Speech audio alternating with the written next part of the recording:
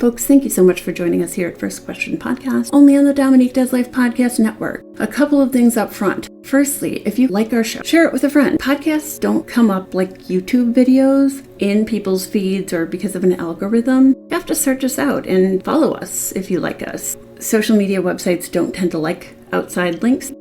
And while you can share outside links, they're not going to get as much attention, and they're certainly not going to get as many views or clicks.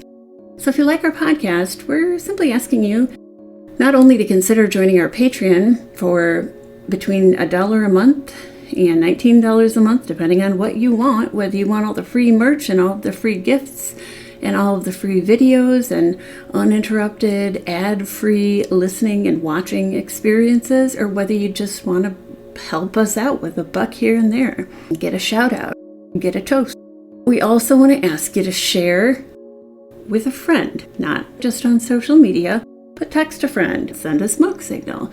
If you think that person would like First Question, give our information to your friend or family member. That'll ensure that people hear about the topics that we're aiming to cover. We cover topics ranging from true crime to silly creatures to fun and interesting and crazy stories to extremist groups, extremist ideologies, cults, and more. While we cover sensitive topics in sensitive ways, we inject comedy in too. We believe that comedy is a great way of processing things that aren't so fun. Now, on to the next announcement. This week's episode does not have the best audio. Zoom really screwed us. We happen to have a professional subscription package with Zoom that includes converted multi-track audio recordings where we each get a separate track, so it's easier for me to do the production and editing. I don't know what the problem was, but Zoom simply sent us a garbled one track. I did my best with it. It took me several extra weeks that I felt comfortable releasing this episode. The episode that I'm currently working on that should be released later this week is about the extremist group known as the 2022 Freedom Convoy. So stay tuned and follow us. We apologize for the slightly less professional sounding audio this week. On to the next bit, and I promise I'll let you get into the show. I'd like you to follow the following Facebook page. Now, they're branching out to other social medias, and they've got other boots on the ground, grassroots organizing going on, but called It Takes a Village to Save a Life. If you'd like to follow It Takes a Village to Save a Life on Facebook, please do. I will edit in the link to their page at some point this week to the drop-down description of this episode.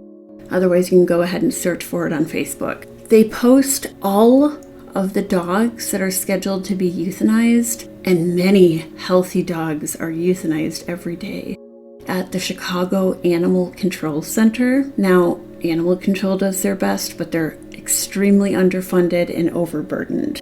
Pages like It Takes a Village to Save a Life and the Chicago ACC Transfer Team are really important because they're there to help save animals, cats and dogs, and other types of animals too. You guys, I didn't know this, but apparently there are rabbits and pigs and chicken and all sorts of animals at the Chicago Animal Care and Control Center, many of them scheduled to be euthanized for no reason other than the fact that they don't have room. So follow It Takes a Village to Save a Life. Follow the Chicago or whatever city you live in animal care and control transfer teams for dogs, for cats, or for whatever animal you're interested in helping. And I'd also like you guys to consider following Forever Fortunate Felines. 3 F's, that's Forever Fortunate Felines, wherever you use social media. I've done rescue, transport, and foster work for many years now, and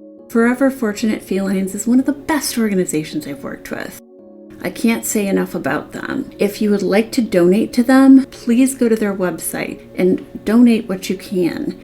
And if you're interested, hit me up on my Twitter page at Progressive Dom on Twitter. You can also find me on Facebook, where you can see the link to my little foster boy Finn's fundraiser. Finn, like many of the cats that are scheduled to be euthanized at the Chicago Animal Care and Control Center and other animal care and control centers across the United States. You see, Finn is feline immunodeficiency virus positive. Because of the misinformation, just like the extremism we're about to talk about, Finn is going to have a tough time finding a forever home. If you could find it in your heart to give to his fundraiser, that money doesn't go to me, it doesn't go to anyone, it goes to his treatment, and that's all. It doesn't go through a middleman, nobody takes it, it just goes for his medical treatment. There are many other foster and rescue cats that, like Finn, were on death row. Finn was just a couple of hours from being euthanized when I found Forever Fortunate Felines and was able to save him. I'm so thankful that Forever Fortunate Felines took a chance on me and on little Finn. So if you'd like to donate either to Finn's fundraiser on my social media accounts, or if you'd like to donate to Forever Fortunate Felines, let them know that you heard about them through First Question Podcast when you do. Thank you so much, guys. And remember, when you save the life of an animal, you save yourself. I truly believe that.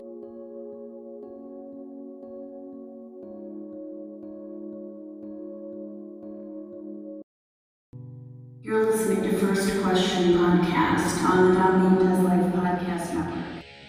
Welcome to the preview. Fuckers. That they're tying in with their conservative views that they think Trump is bringing back when America was great. And that's when they saw that America was great. So ipso facto, Kennedy, that's all they thought was... I think you're right. No, you're absolutely right. That's what they think of when they want America to be great again. Now, people said that about Bundy too, Sarah. So just okay, Bundy looked like that fucking seal from Finding Dory. Now, do all these people start these beliefs when Trump was the president, or did they do like any kind of research and see Trump as a businessman and how much he failed as a businessman? Right. No, it did start when he was president, but you're right. He's a horrible failure as a businessman, and what the fuck? As a person too, but as that's beside the point. He's a very successful failure. He has failed his way to the top of this country. He looks like the color beige.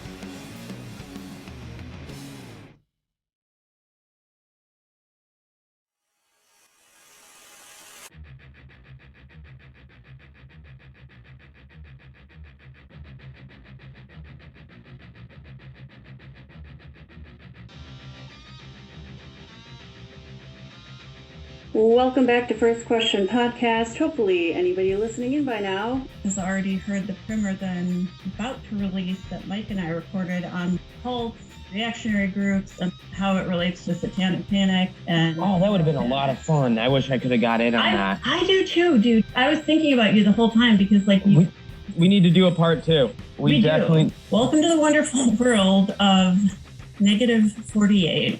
Are they from the upper tip of Wisconsin, and the day they decided the cult, that was the wind chill, and that's what they named it? Now it's a worldwide thing. Welcome to Negative48. It's an alleged QAnon death cult led by a charismatic anti-Semitic numerologist who studies, wait for it, Jewish numerology.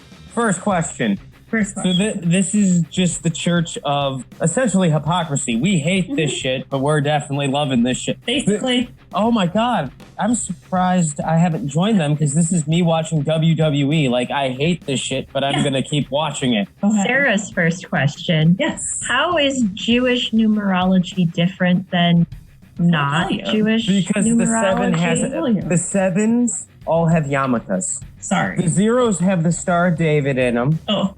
Okay. The 8s are actually upside down, and the 9 is actually shaped by a dreidel, and I'm sorry for all these stereotypes. Oh, you're going to hear a lot more stereotypes. Don't worry, you're not going to be alone. Jewish numerology, they think Hitler was great. Charlie Chaplin Blame the man, not the mustache? Probably. Mike Rothschild, for those who don't know, is the journalist who covers QAnon. What he had to say about Negative48 as a group. Negative48, the group, not to be confused with the leader who is also called Negative48. Wait. I hate him already. Bad company off bad company by bad company? Yes, exactly. So here's what Mike says about them. And I think this is a good quote.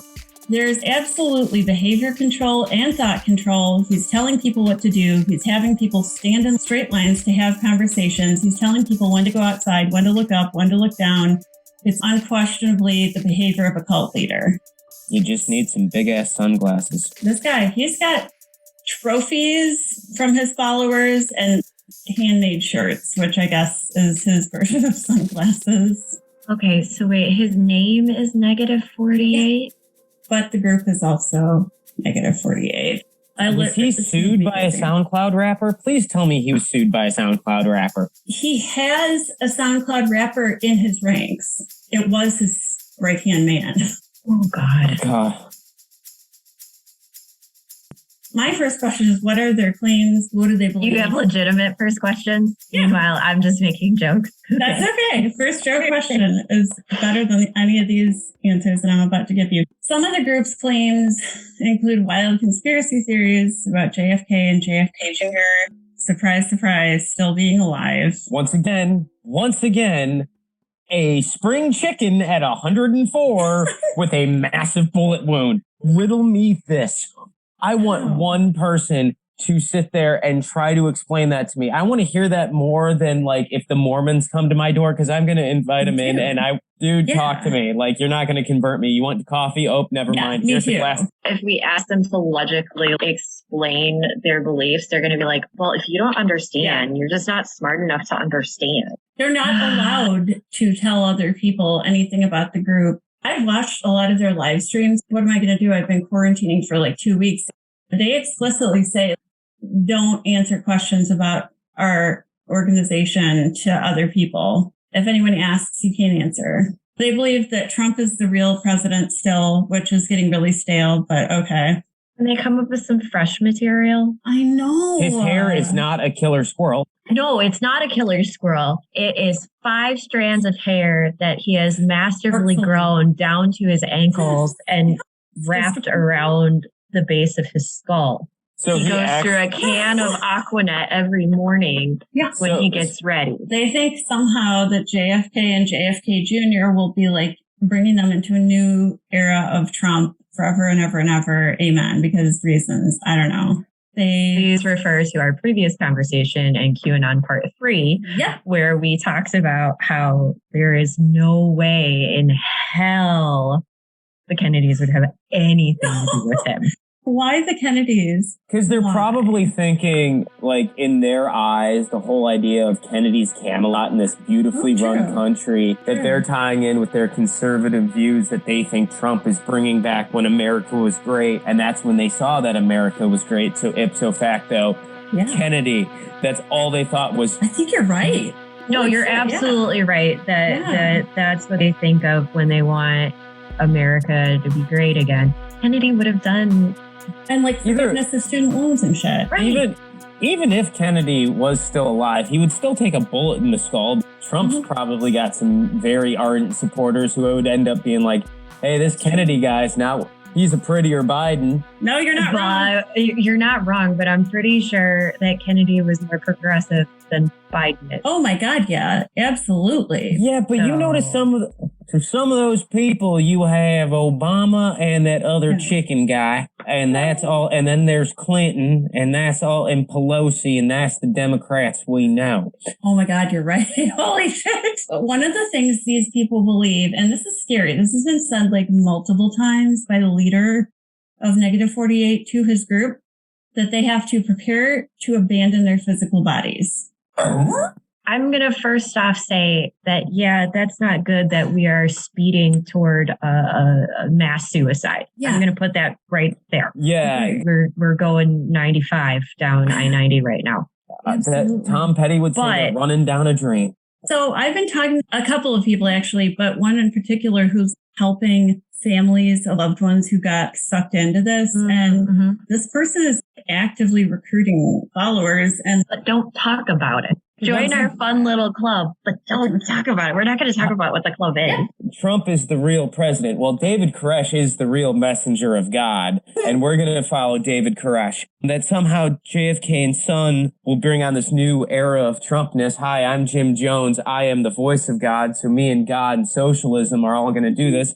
And well, I was going to say the preparing to abandon their physical bodies. That sounds like a very Jim Jones thing. It does. See, right when you said that, all I heard was Marshall Applewhite. Yeah, me too, And his penis haircut, just sitting there talking about how balls are bad and we need to go up to the next level. Yeah. Right, but he was all like, we're going to ascend to the next level. That's what he's saying. He's redneck Marshall Applewhite. All right. Now that we've set the scene. He believes that Elvis, why Elvis, why Kobe Bryant, I don't know. But Elvis, Aaliyah, Kobe Bryant, and others are all still alive, and that Kobe Bryant and his daughter faked their helicopter crash.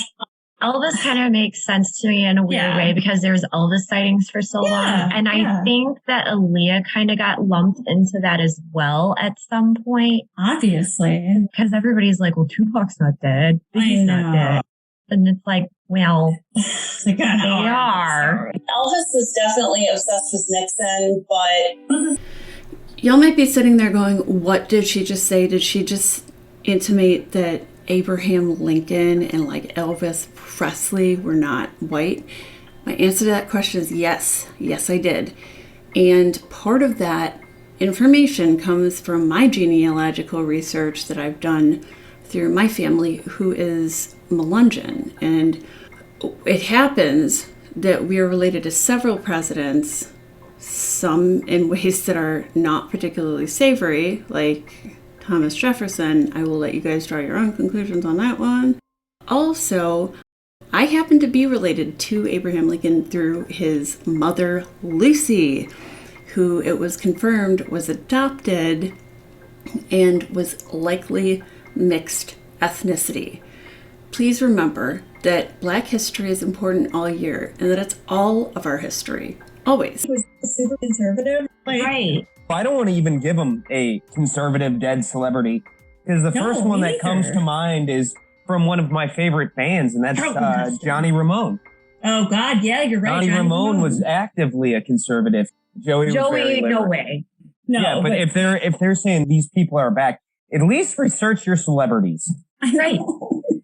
Get on the internet for like a second. No, the government will track you then. Yeah, that's right. Yes. Because, they're not tracking your fucking phone. But what? Right. They're not already tracking everything that they can't track my phone. I took the SIM card out and I traded it with Bobby's. They think I'm Bobby. And, right, because that's better. Yeah. Not trying to do the Southern accent to make the redneck jokes easy. That's just how it comes. But you have to know that some of these people have thought that. Oh, yeah. That's the voice that comes into your mind. I'm just trying to be your subconscious right now. But you're right. They do try to avoid being monitored. But also, to be fair, they've all been kicked off of all social media platforms. So the only place they can really post freely is Telegram. And dude, they post 24/7. Like, they don't sleep. They don't fucking eat. They're posting on Telegram and doing YouTube live streams. Of course, their accounts are often shut down and then a new YouTube will crop up and then that gets shut down. But it's all 24/7 live streaming. And I've tuned in. And dude, I'm sorry, it makes me really sad. These people look scruffy and unwashed, unwell. Clearly, they're being kept up and not able to sleep. It was probably around this time, maybe 2-ish years ago, when one of the guys from the Last Podcast Network was posting a lot of these TikTok people he would watch, crazy Trump people from TikTok. Yeah. And he made a comment. He basically said, I don't mean to generalize, but they all look like they're living in a meth kitchen. Yes. Like they're living in a meth lab, obviously don't have any money. Everything is dirty. Nobody has had a bath or a shower. Oh, like these people are very unwell on multiple levels. Yes, exactly. It makes me sad though, because the last live stream I watched, I got from a source who's involved. This person showed me some of their major channels and we were watching together. Young people, younger than us, 20s maybe, just sitting there curled up in a little ball in their chair, literally falling asleep and waking back up, or like sliding out of their chair in exhaustion. It's fucking sad. What is the end game of that? Right, exactly. And I'm seriously asking, like, I'm not being rhetorical here. Like, what do they think they're accomplishing by being on screen 24 hours a day, spouting this shit? They probably think it's one of those things where they're reaching out to more and more people because of how vast the internet is. That's and true. Bringing up how much meth are these people on. I have heard from people I've worked with that have done that drug before. You think you're getting a lot done, but you're just staring and drooling in the middle of the yard. Yes, exactly. That could also be going on. That's what I suspect is happening. The leader of Negative48 says and believes all these celebrities I mentioned and all of the members of Negative48 as a group will all be going to Trump's quote unquote re-inauguration and something that he calls the ball. Quote unquote. Oh, dear God. Afterward, it's Beauty and the Beast in the worst fucking way possible. It kind of is. But they're raising money on a bunch of Venmo accounts and PayPal accounts. They all inevitably get shut down. And then somebody else will crop up with like 5 new ones and they'll post that on their Telegram. I don't know what the ball is, but it's kind of alarming to me. It reminds me of them talking about the storm is coming and all that stuff, but they just are kind of changing the verbiage. That didn't happen.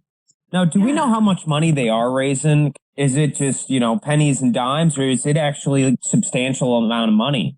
I genuinely don't know. I'd like to know. I would like to know too, but I would think if all of these accounts are getting shut down, it's going to be almost impossible until after the fact for us to figure that out. Group members speak about, like I said, abandoning their physical bodies and having to experience death, quote unquote, to evolve. They talk a lot about it on their Telegram channels. The main group on Telegram was about 100,000 strong as of December, and they lost like 13,000 members, and the leader freaked out and made the group private, so I can't see it anymore, but I do have people in it keeping me informed. Bless their hearts. God bless those soldiers in the fight. Those poor double agents. Well, and I can only imagine what's going to happen when Trump launches his social media app. What the hell did he call it? If it happens. Well, it's supposed to be coming, and I was just listening to Abe Lincoln's talk about that today. One of the guys was saying it in jest, and he's like, I'm getting all my gay porn ready. I'm just going to flood that in. People get all of those marching orders and talk about all that shit on Telegram. They've talked a lot about how they believe the Nazis were good and just defending themselves. Okay. I read that. I was waiting. Yeah. I was waiting so patiently. Please, go for it. Because, yes, they were just defending themselves when they walked into Poland. Defend that one right there. They were invited. They had tea. Right. What was that Family Guy where they blanked out German history? Why don't you have anything between the years of 1937? We were invited. So tell me they were just defending themselves after you read Night. Yeah. Come on. So this whole time we didn't understand German, so all that fiery Hitler talk was just, let's befriend them. Oh, what will we give them? Guns. Cool. How do we give them guns? Well, we could just hand them the guns. No, that would be uncouth. That's not German. Okay, what do we do? I know. Let's show them how to use the guns first. And what better way is we point the guns at them. But then they just started screaming. So we just pulled the trigger. And then we put them in these camps that we built all over fucking Europe. It's just time out. Right, because it's just time out. Yeah, it was time out. So we thought in our German expansion to teach all of the world proper military formations. I get your slip up. I get it. I understand how you thought that was an invasion. We were on parade. There's that great movie, The Producers, with Springtime for Hitler. That's what we were doing. We were doing the live action worldwide broadcast of Springtime for Hitler.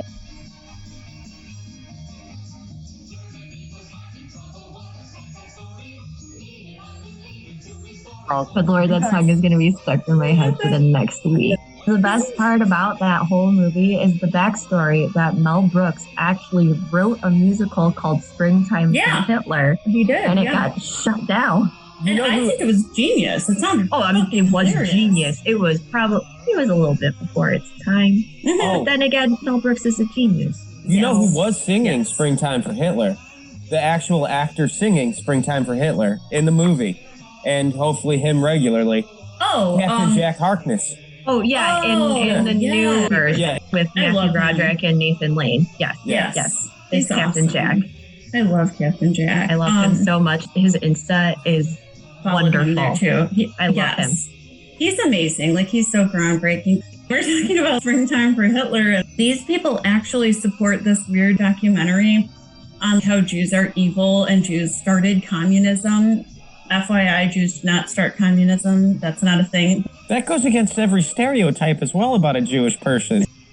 No. You know what? No, they believe the Jews started communism and it's all their fault and they're very bad and everyone should read the anti-Semitic screed known as the Protocols of the Elders of Zion so that everyone else gets on board with this ASAP because Jews are bad. And it makes my brain stop working. Yeah, because literally. I start thinking, how can they logically think these things? And my brain just kind of overheats. Smoke will start coming out of my ears. Same. Because I just don't understand. I don't understand. No, it's not understandable. And it's fucking word salad. I hate to say this. I really hate to say this. But if it wasn't for that damned internet, groups this big wouldn't exist. The internet's great, but... That's true. We talked about it on one of our previous episodes with 8chan, 4chan, 8kun, that now we have a place for dumb fucks to meet. Talking about groups this size wouldn't exist.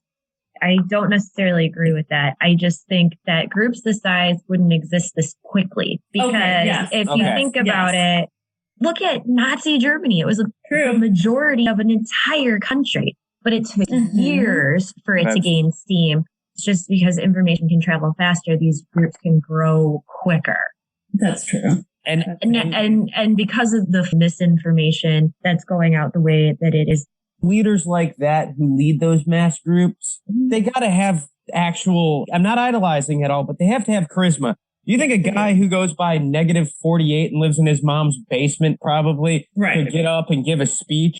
Well, have you seen him? I just looked at his picture. Exactly. He looks like the color beige.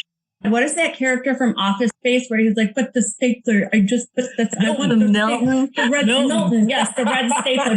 I swear to God, I'm going to burn this whole building down. Milton, thank you for reminding me. But I said, I don't care if they lay me off either, because I told Bill that if they move my desk one more time, then I'm quitting. I'm going to quit. And I told Dom too, because they've moved my desk 4 times already this year, and I used to be over by the window and I could see the squirrels, and they were married, but then they switched from the swing line to the Boston stapler. But I kept my swing line stapler because it didn't bind up as much, and I kept the staples for the swing line stapler.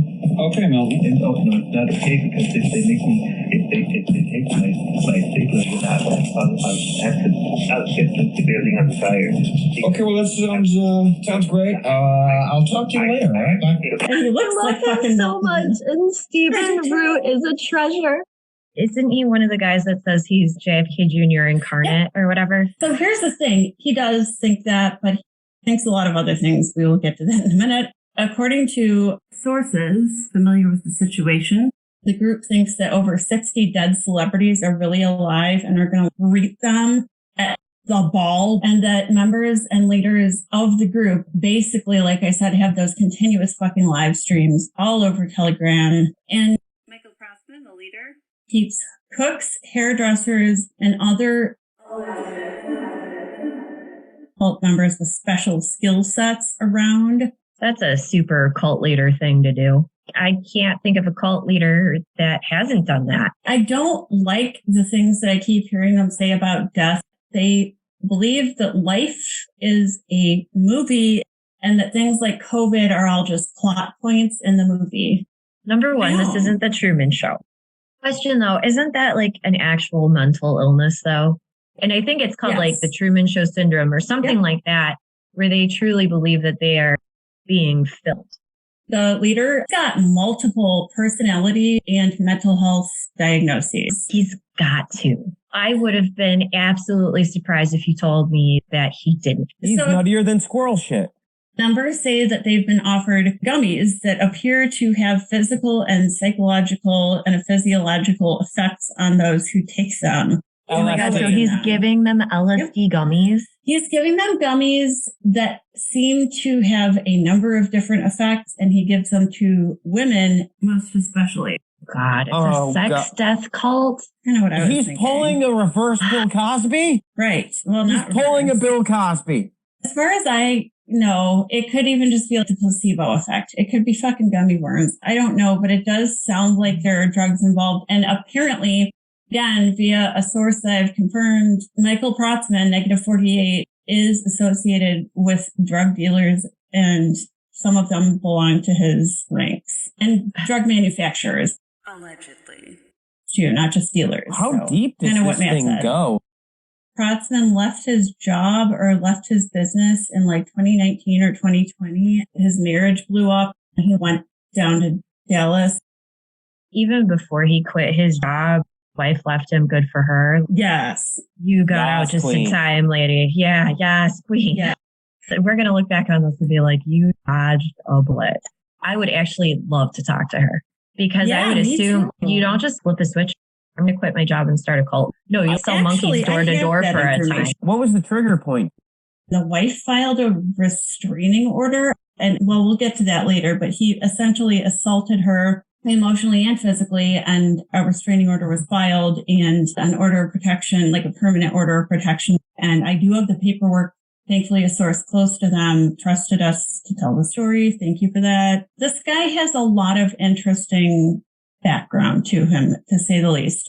Apparently, the members of the group are encouraged to miss out on sleep and to replace sleep with gummies and constant live streams. You have to be there, apparently, on the live streams constantly.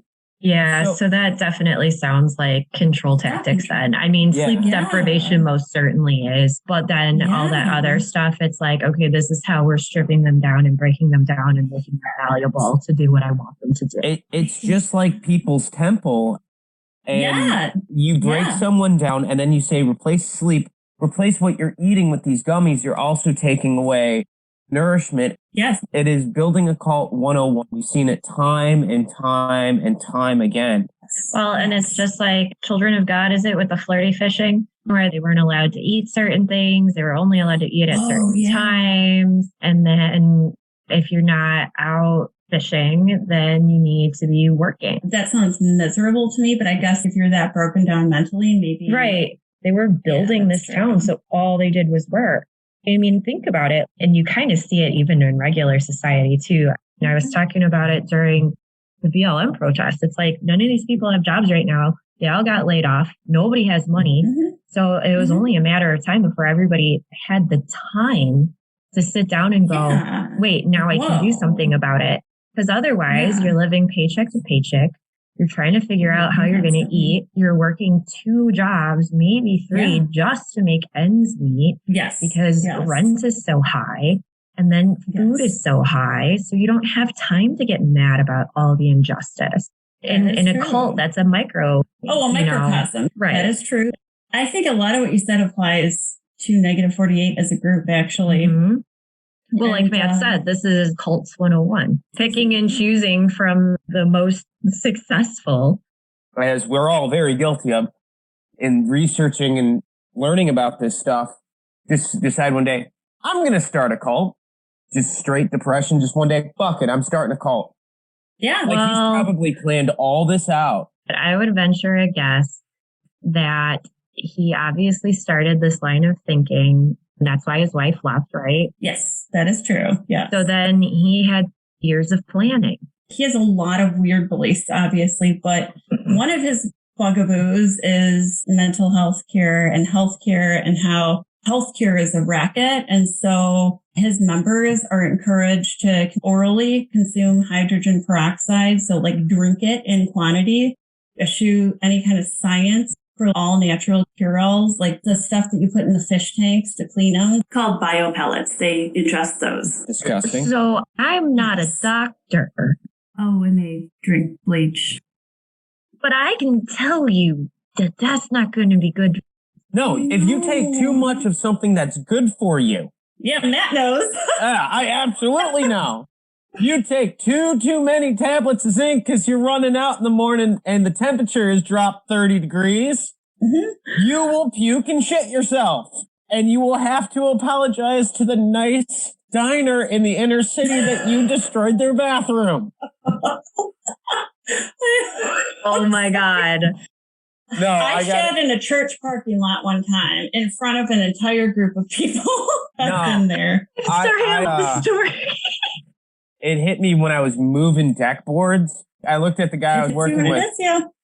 And I'm like, dude, I gotta go shit. And he goes, that's fine. Yeah. We were in Ghent, which is kind of a classier area. It's like, it rivals between classy and run down. So I stopped at a 7-Eleven and I bust in because it's coming. Yep. You know, I hear the trumpets coming and I go to the back and it says no public restroom. Then I drive like a quarter mile down the street and I find a Subway and I'm like, Subway serves breakfast, so they gotta be open. They weren't open. Across the street was this little like stainless steel sided diner. And I'm like, oh that's adorable. And I rushed in and the lady goes, hi hon, how are you? And I look up and I just kind of wave and I start going because if she would have stopped me, I would have looked at her. Like, I can't talk.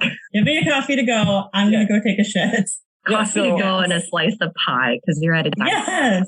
And then, then the bathroom's real fucking tiny and I'm just bent over praying to whatever deity will listen as my ankles are sweating. Walked outside and I just kind of waved and I made sure the bathroom was clean when I was done. I was not going to be that rude. It's not like Melissa McCarthy from Bridesmaids where you're like shitting in the sink or something. No, then I walk out to the truck and I burped and I forgot to eat breakfast that morning too. So all that came up was like stale coffee. And then it was all over from there. Ipso facto, people, they're taking pellets to clean a fish tank. Yes. I took something that you can you're get. Supposed to take. Yeah. I got something you get from the vitamin aisle at Walmart. Yes, but these people are taking the pellets, the multi-level marketing scam that sells mud that has like heavy metals in it. This is the kind of stuff these people are taking, and they're guzzling hydrogen peroxide because it keeps COVID away. It doesn't, by the way, anybody who's wondering. Can I say something? Yeah. Can we just let these people be and let natural selection take care of itself? I just feel bad. No one do anything. I do too. I most certainly do. And that's why I said what I said at the top of this, where it's like, it is sad this is happening to people. It's sad that they're getting sucked into it. But, you know. Like, how do you not put anybody can get sucked in. Even all three of us, we have the skills to identify shit like this. But even if you're really smart, if you don't have those skills, you could get sucked into the craziest group. What is that? What was that documentary on Netflix about the cult, Wild Country or whatever? Yes. I'm sitting there. Yeah. I was sitting there watching that and I was sitting there going, man, I could get into this. And then I'm like, no, they're a cult. Yeah, me too. I'm like, whoa, this sounds cool. Wait, no, it does not sound cool. I'm with you. Nope. I could get into it. Nope. And let's be honest. If I was going to be in a cult, I would try to lead it. Yeah, you would. And we make the joke periodically that when Lily grows up, she's either going to be a politician, a CEO, or a cult leader, or all three. I can see that. In the Catholic Church, they say, peace be with you, and you say also with you. Her thing is going to be, no, thank you, I'm fine. Keep asking questions, make your own real. No, thank you, I'm fine. Thanks for your answers. No, thank you, I'm fine. Record that so when we go into some of the cult beliefs, you can put the no thank you. You can just push the button and it's a soundbite of her going, no, thank you, I'm fine. Yes. Yes. My name is Elder Price. And I would like to share with you the most amazing book. No, thank you, I'm fine. It's right up there with her going, woohoo. That was so cute. I loved that. So they support MLMs. Unsurprisingly, because like we've talked about before, they go hand in hand, MLMs and cults. They're the same thing. Look at LuLaRoe. Look, if somebody's going to make me wear hot dogs on leggings, that's a cult. I'm sorry. Admittedly, I do have a couple pairs of their leggings and I have a couple of their shirts, and they're very, very comfortable. Dude, and mine ripped during squats at the gym. Like my fucking vagina was coming out. Like, no. I was going to say mine have been very so bad. Durable. My everything. I was going to say, you're not supposed to put them in the dryer or anything like that. Yeah, and we do it all the time. I sleep in them now. So they cut the material, the cotton, so that it's softer, but really it just makes the fabric weaker.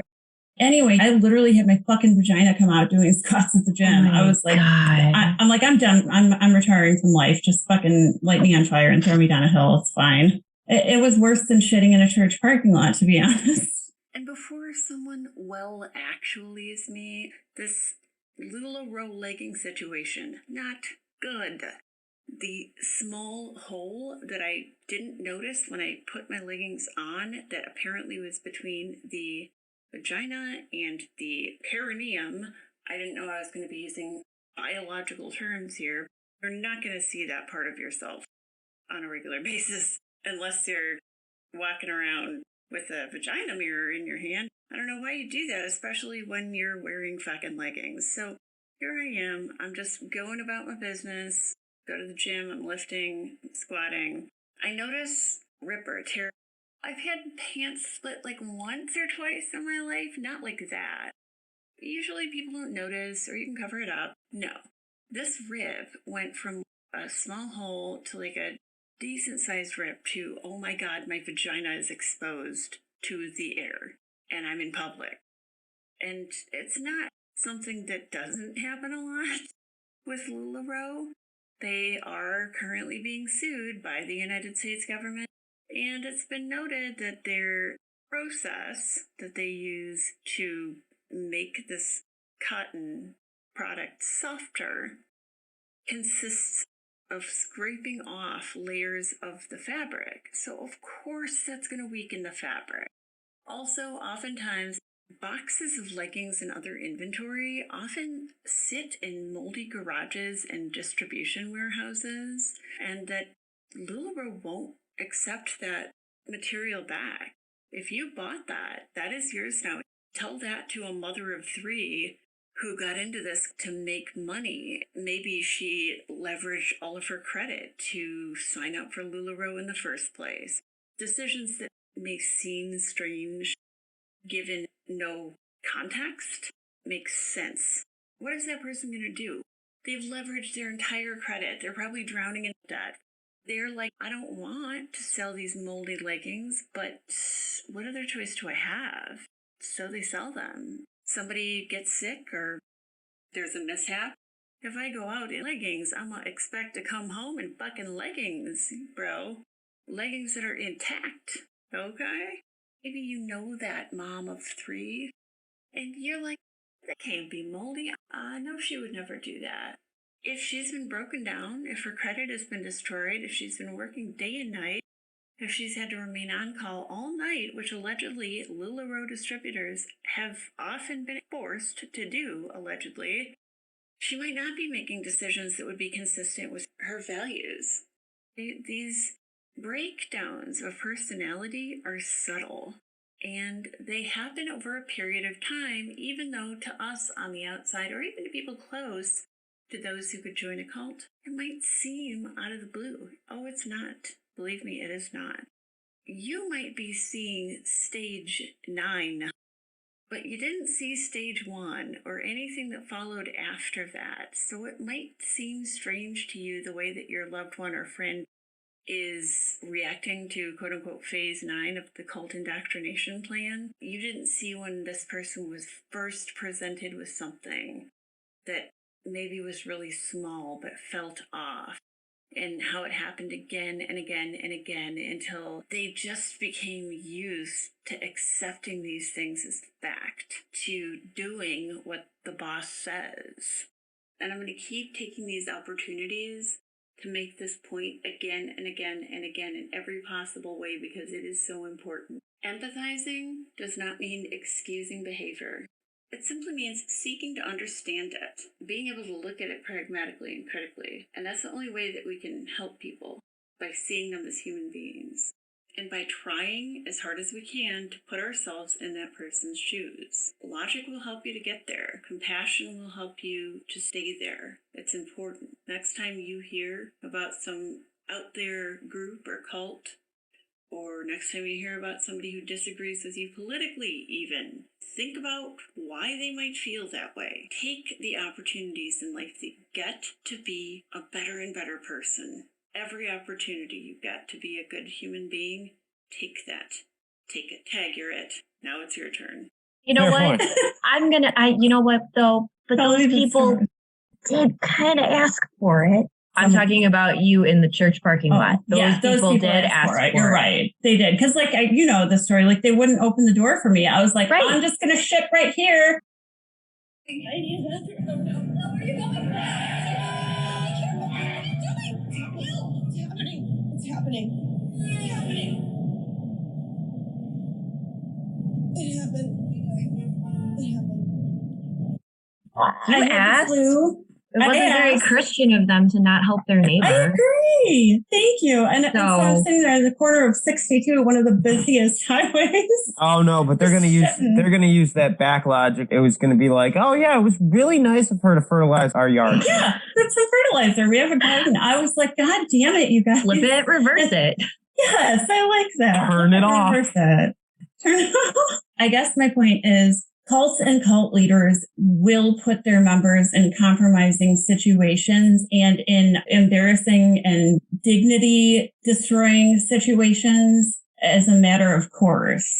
Unfortunately, the weird stuff they're taking doesn't stop there, because on Telegram, believers of Negative48 often talk about drinking bleach, drinking the quote-unquote Kool-Aid. We know it was actually Flavor Aid, but Flavor Aid. drinking the Kool-Aid. I know. Come on, guys. Get it right. And about how they believe...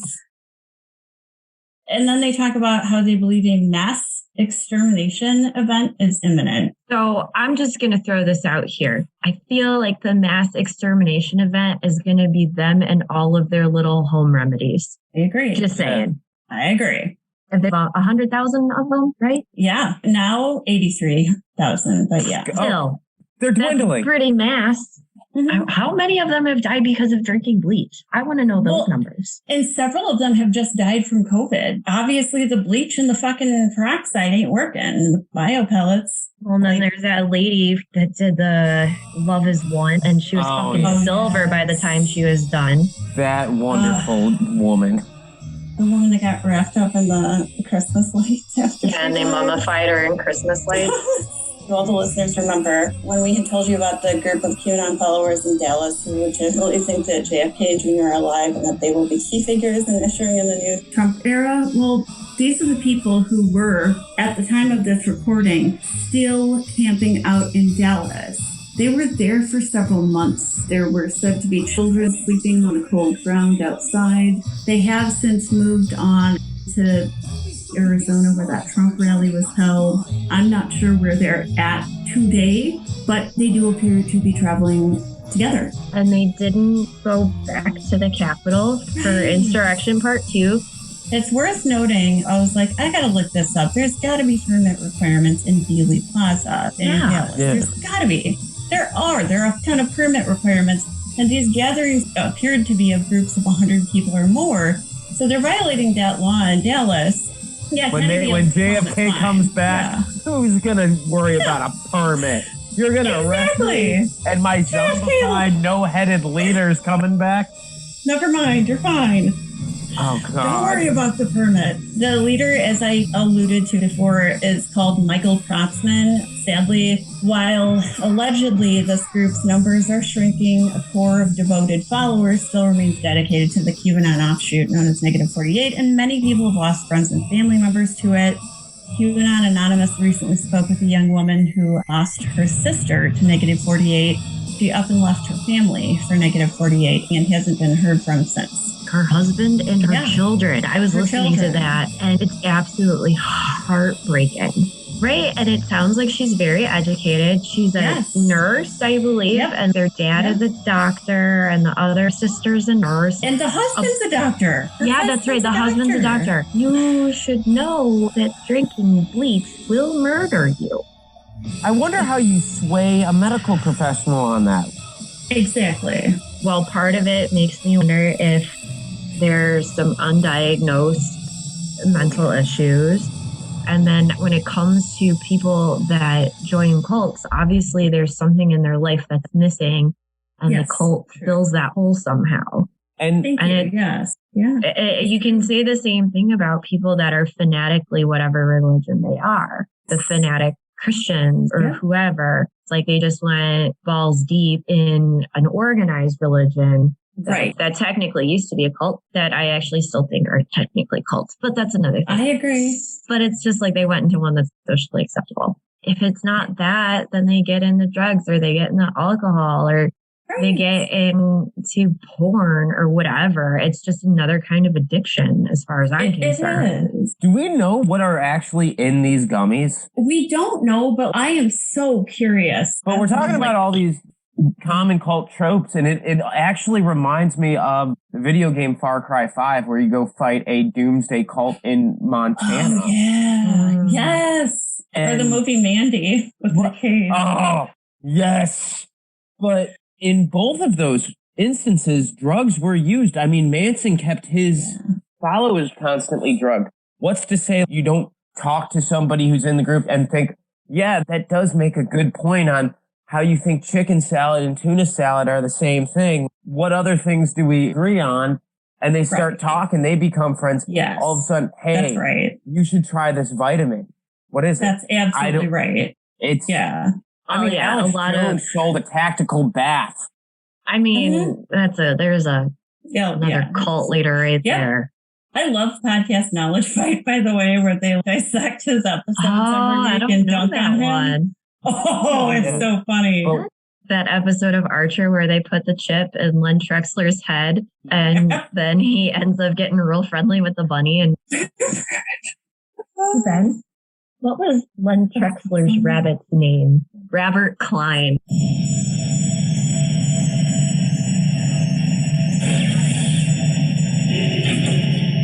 Okay, the satellite link is online, so let's play God. Freaky. I'll tell you what's freaky is, guess what I already named that bunny? Robert Klein. Wow, that's actually better. It's all yours. Thank you. So can you put it in a person's brain?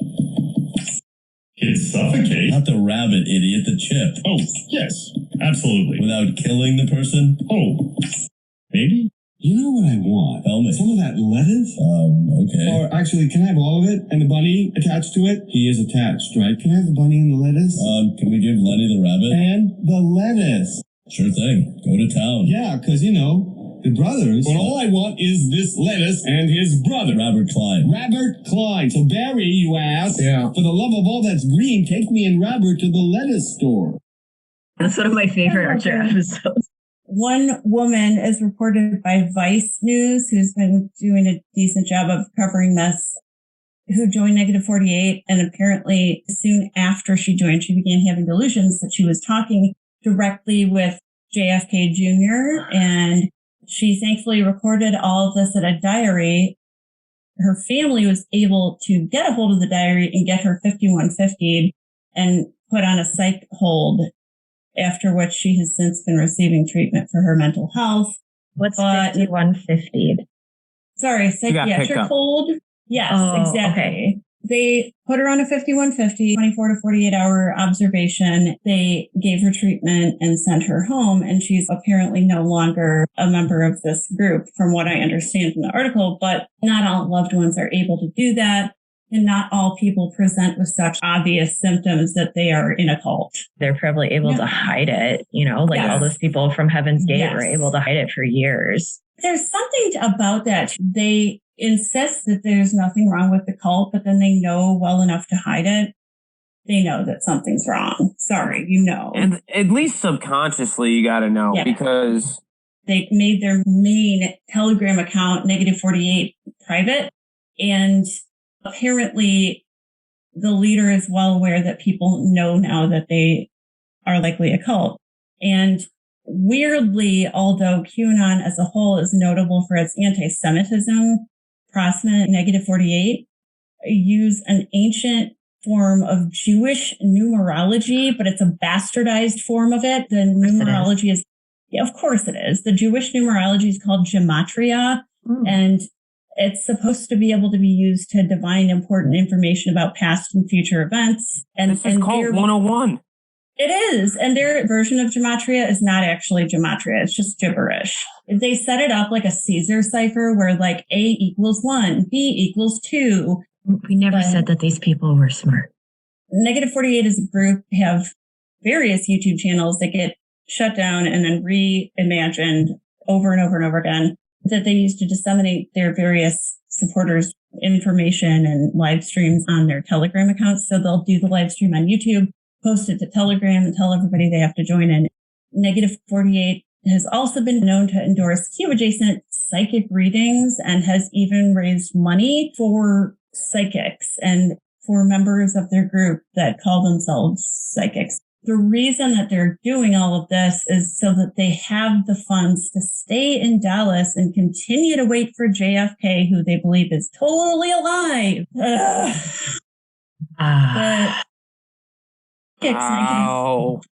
Clyde coming out of the closet in the episode of South Park where they all want to be like Paris Hilton, just owie, owie. That's my brain right now. Yeah. Same. I got nothing. I got nothing. And the prophecies that these people, their psychics and their interpreters promote are absolute batshit. Children were seen by Dallas passersby sleeping outside in the cold in Dealey Plaza while adults who were presumably responsible for them gathered to wait for JFK. This is first noted in November, shortly before the 58th anniversary of JFK Sr.'s assassination. Goodbye. I'm done. Oh. How long are they going to wait for? Number one, where's DCFS? Number two, this guy can get away with indefinitely postponing this resurrection is because of the drugs. I think that's part of it. And just because QAnon is known for that. Oh, the thing didn't happen? It's going to happen next week. Just keep waiting, guys. With any doomsday cult, you can only do that for so long. You can't keep playing Wilson Phillips, hold on for one more day and expect people to keep jamming out, agreeing with it. No. Right. But you can shift the narrative to something else that's supposed to happen and they'll still fucking believe it. Right. You can spin it only so many times, which is why these cults usually end up in mass suicide. Yeah, that's true. But then by that time, like you said, these people are pulled so far in. Well, yeah, it's hard for them to leave. And the people that do leave, you have to literally deprogram. Look at Scientology. At the time of this recording, 58, he was born the same year as Kennedy was assassinated. Maybe don't form a fucking cult about it. I don't know. Just a thought. His cadre of loyal followers have mostly come from emotionally and or economically barren or just insecure backgrounds. Like you said, they were missing something in their life. They didn't get the mental health care they needed, and this is what happened. We need to take better care of people's mental health if we don't want things like fucking mass shootings and violent insurrections to continue to happen. It just flat out. We need to get on it. We just need to take better care of our health all the way around. Offer these services. I'm sick of losing people I love to suicides and preventable illnesses and shit like this. You shouldn't have to go to like 5 specialists just to like get a mammogram to see if you have cancer. We should take care of people and we fail on that. And this is what happens in part. But Protzman thinks that Trump is, get ready for it, incarnation of the Holy Spirit. Done. Father, Son, and Donald Trump. Done. Now, do all these people start these beliefs when Trump was the president, or did they do like any kind of research and see Trump as a businessman and how much he failed as a businessman? Right. No, it did start when he was president, but you're right. He's a horrible failure as a businessman. And what the fuck? As a person too, but that's beside the point. He's a very successful failure. He has failed his way to the top of this country. A lot of people would argue that he doesn't have near as much money as he says he does. Exactly. I got my I'm done hoodie on. Okay. I love it. Yeah. Protzman thinks that the New World Order, which for anyone listening isn't a thing, is trying to eradicate Christ and Mary Magdalene, who apparently were married, bloodline, which apparently includes everyone on earth with type O blood, which just so happens to be the most common blood type out there. Who knew? But look, okay, Matt, this is going to make sense right now. Okay. The bad guys, like doctors and people that care about other living creatures, are apparently trying to get rid of all of Christ's children with type O blood by giving them COVID tests. It makes sense. Oh, God, right. So let me just poke a couple holes in this one. So I have type O blood. Me too. I've had 2 COVID tests. Yeah. And fun fact, I'm still here. Take a Q-tip up your nose. And you scratch your brain with it. And then you forget math for 10 minutes and everything's well and good. And you have to sneeze an eyeball out before you feel normal again. But yeah. Yeah. First time I got a COVID test, when the guy was about to put the Q-tip up my nose, I told him, I'm like, dude, if I forget math, I'm going to be pissed. And he had to stop because he's... Oh my God. Oh man, you like started his day good. He's like, it's all downhill from here. Shit. I may as well just go home after this. Yeah, so I as well have type O negative blood. And that's still possible. And they had a lot of my blood. Look, okay, all anyone would need to do to establish your blood type would look at the back of your driver's license. So I'm not sure where he's going with that one on the COVID tests, but okay. We already know how many people on Earth have type O blood. That research has been done. You're like about 500 years behind, but okay. Sure.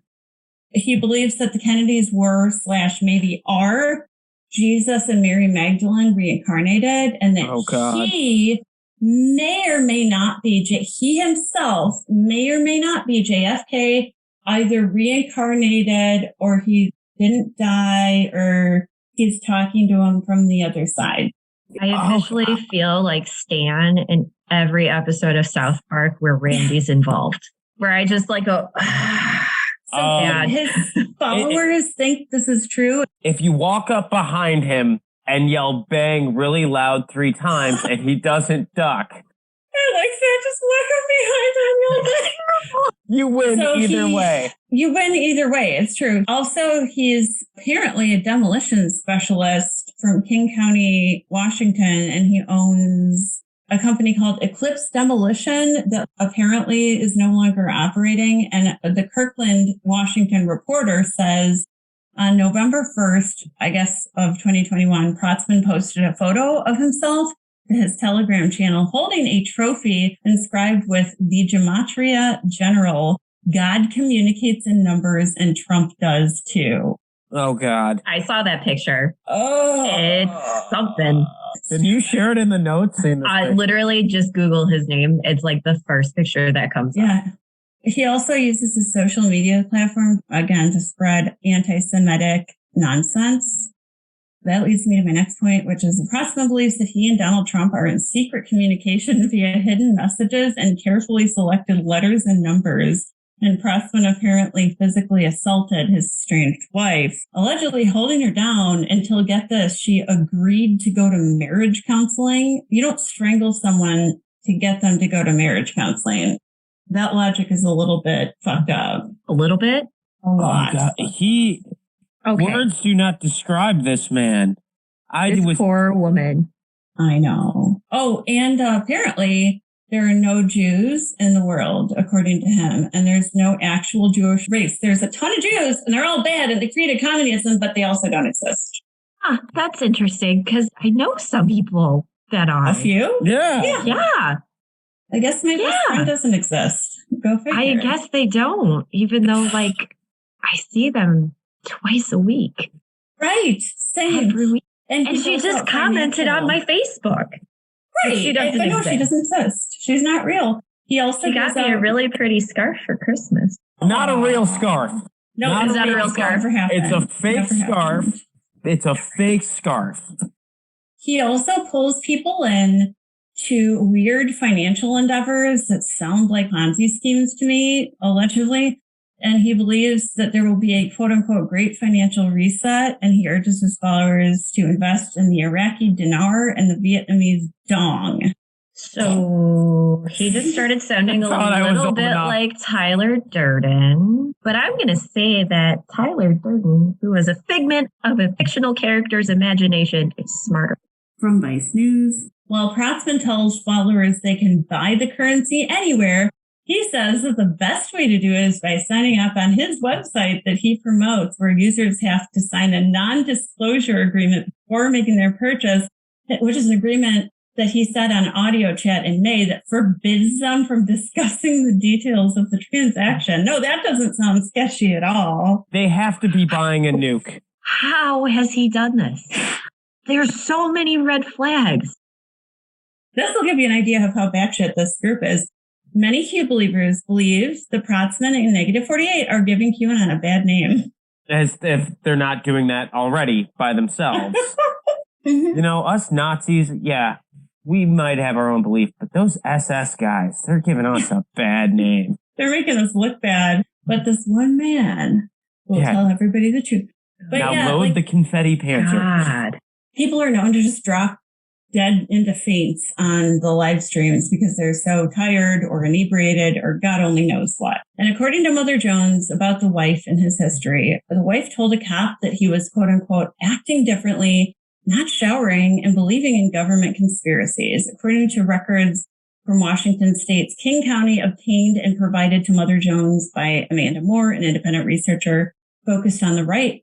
In July 2019, apparently, I was wrong on the year, Protzman allegedly held his wife down on the bed, using both of his hands to physically restrain her, using one of his legs to brace hers, and held her in the position for approximately 2 to 3 minutes until she told him that she would agree to marriage counseling, and then he would let her up. When she tried to leave the house, the documents say, and I did get a copy of the original documents, and Protzman grabbed her and prevented her from departing. She ultimately made it to a neighbor's house barefoot, where she called 911 and said that she is scared of Michael because he has blind rage and she believes he may hit her.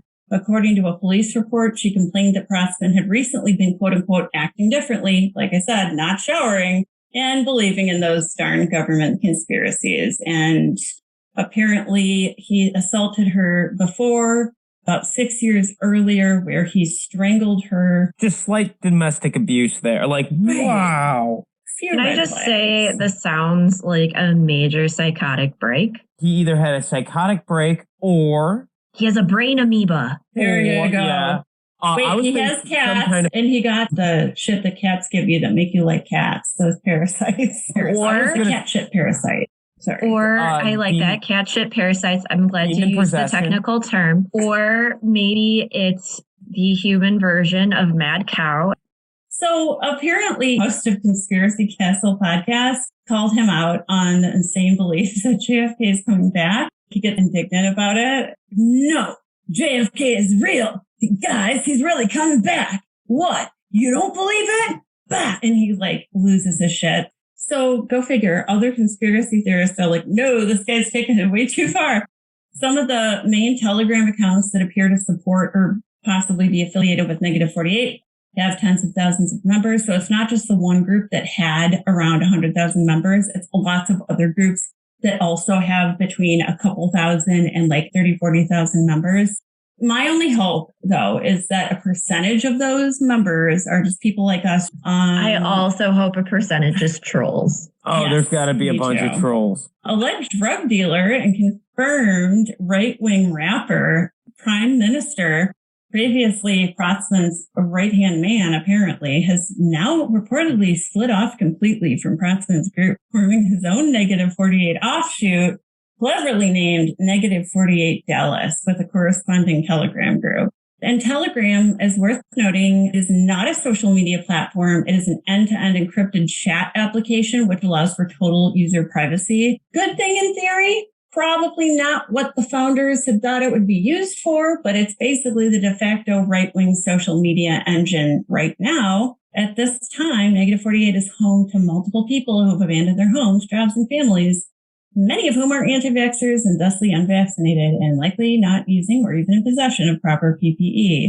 What are you talking about? They totally are. They're drinking bleach and hydrogen peroxide. Yeah, I forgot. My bad. And taking trippy gummies, so they're fine. My bad. You're right. I forgot. Have you licked the inside of the fish tank lately? Because you got it licked inside of the fish tank. Apparently, too, these people have been staying at Airbnbs mainly after an initial invitation by hot-ass, beat-dropping right-wing rapper. Prime Minister. We need to tell you guys that Prime and Prime Minister is spelled with a Y. And Dom, so that's just to show you that he's cool. You said that as most 48-year-old fathers trying to relate to their kids.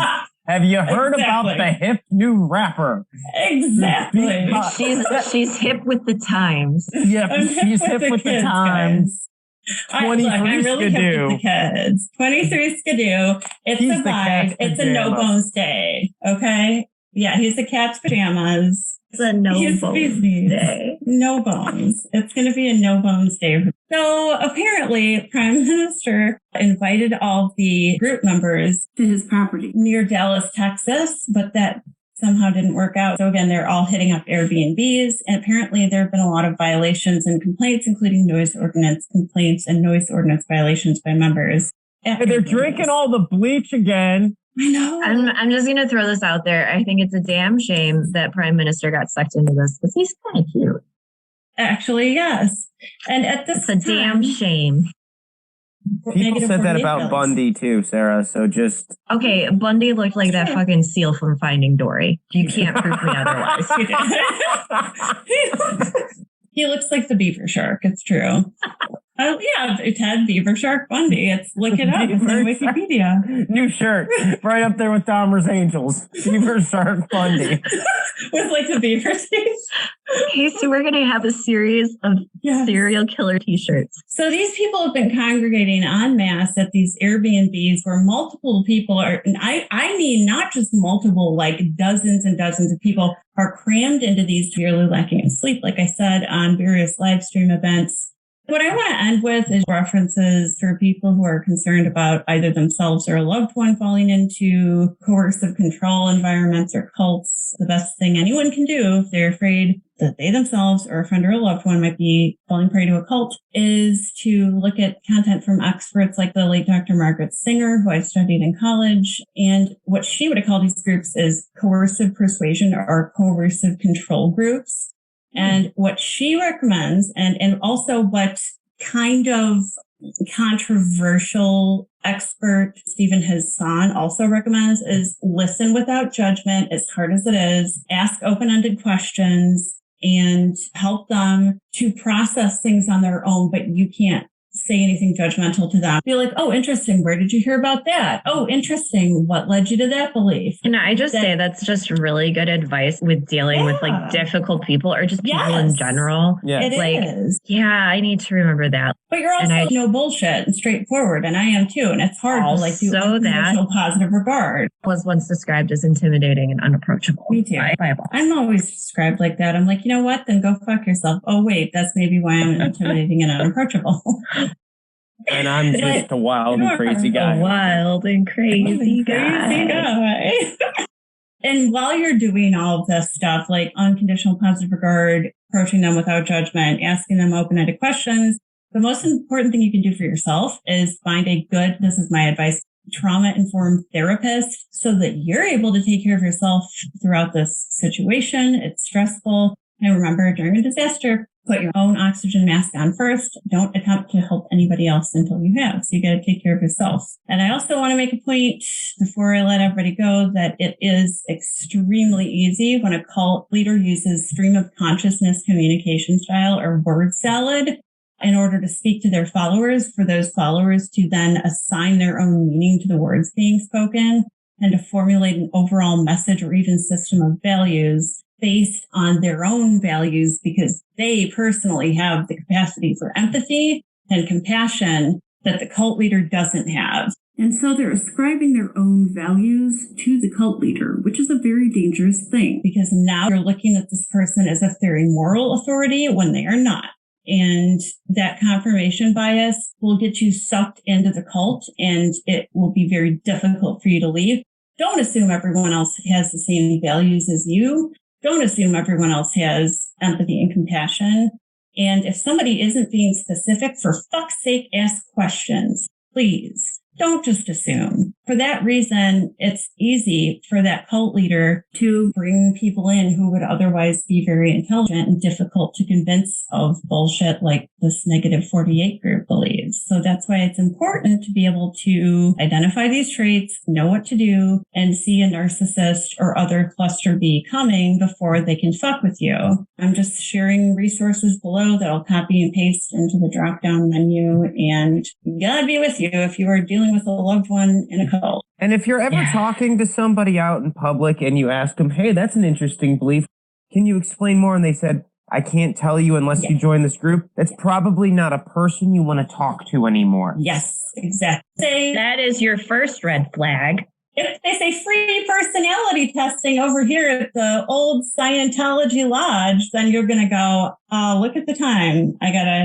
You're going to look at the watch that you don't have on your arm and go, I'm sorry, I'm late for an appointment. If you're at the bar and a guy asks for, hey, can I have a bleach on ice? And it's not a new vodka that you've heard of, probably not the guy you want to talk to. You know what, though, Matt, you bring up an interesting point because unfortunately, ex-military members and anybody who's been through a traumatic situation, who's got maybe issues processing trauma, you're a right fucking target for a cult, unfortunately. Exactly. And there are the different levels of trauma. It could be anybody who went through the military. They didn't have to get shot at.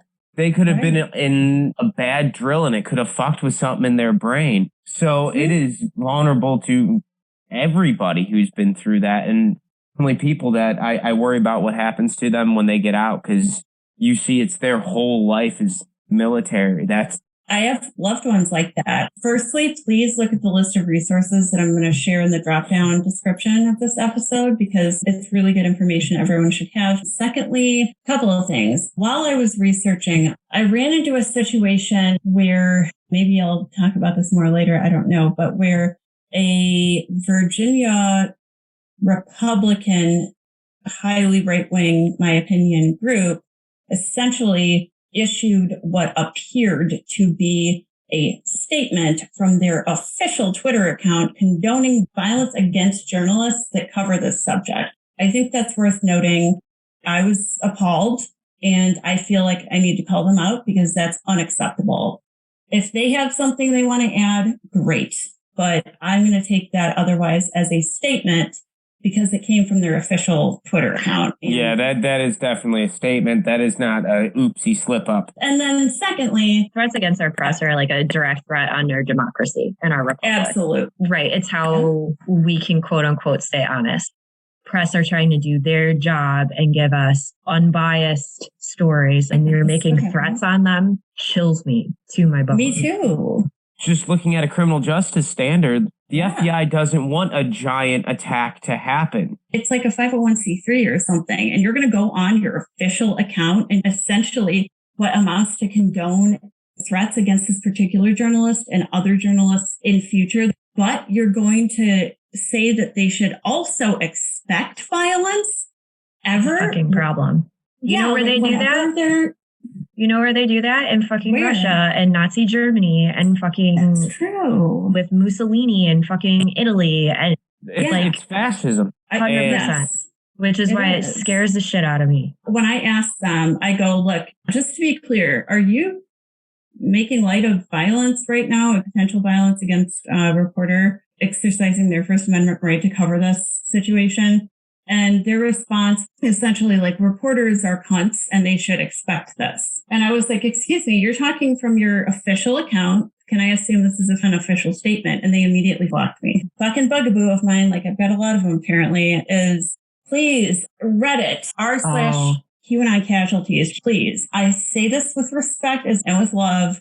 Please take a look at your rules. Please be more thoughtful about people who might be either physically or neurologically divergent, who might be attempting to engage in your forum. Please be a little bit more thoughtful about this. When I tried to post in QAnon casualties, I followed their rules.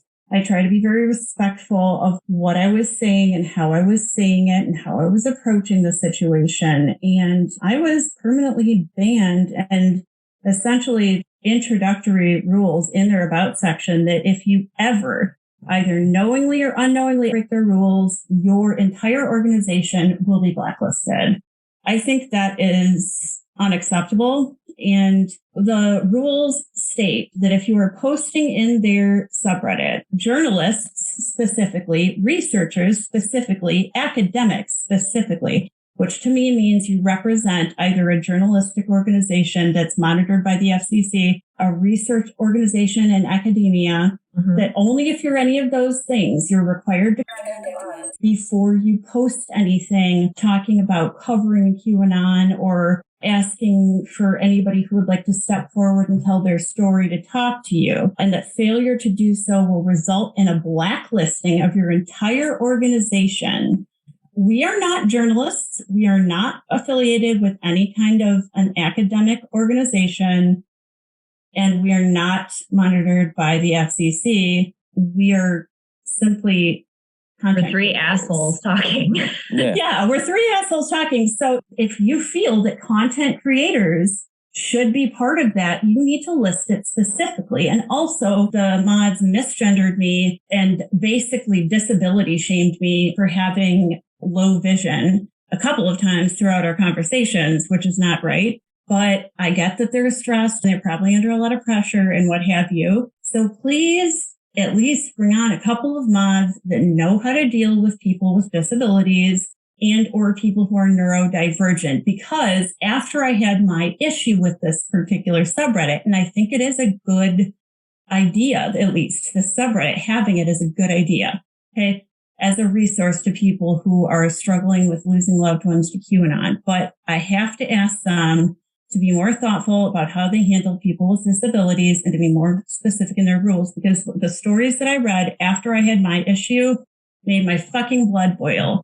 I read about a couple of young people with autism trying to post and not understanding the rules and being called out and trolled and banned. I think that's unacceptable. Absolutely unacceptable. And I think, honestly, now maybe I'm misunderstanding what the rule is, but I think it's weird that if you are a researcher, a journalist, or an academia, I think it's weird that you have to ask for permission to post saying, hey, I'm doing this research. Does anyone want to talk to me? I think that's fucking weird. But I could see like saying, hey, don't reach out to these people personally. But if you're typing a blanket statement saying, I'm doing this research or whatever, would you like to talk to me? I don't think how is that a problem? Because you know what? If you don't want to talk to them, you don't have to. And unless they're trying to sit there and think like, hey, we don't want to have these people pestered by, but no. But I'm saying, literally, all I'm saying is a reporter was like, hey, I'm doing a story on families that have been torn apart by QAnon. Yes, if this is you and you would like to talk to me, this is how you reach me. Yes. I have a hard time understanding why you need to ask for permission to say that. And that bothers me, but what really bothers me is hearing that other disabled people were treated poorly because of their disability after this. I'm like, I feel that I read the rules correctly. I even said in the post, if I'm misunderstanding something, I don't intend any harm. I'm happy to let the mods know who I am, like what I represent, what I'm doing. I made it clear that I'm not an asshole, basically, at least not that kind of asshole. And they still went as far as to essentially speak to me in a really demeaning and disrespectful way when I'm being nothing but straightforward. Right. And they went as far as to continue to misgender me and to continue to talk down to me about having a disability. Don't just not let people with fucking autism or people on the spectrum post in your forum by default. Oof. Be clear about your rules.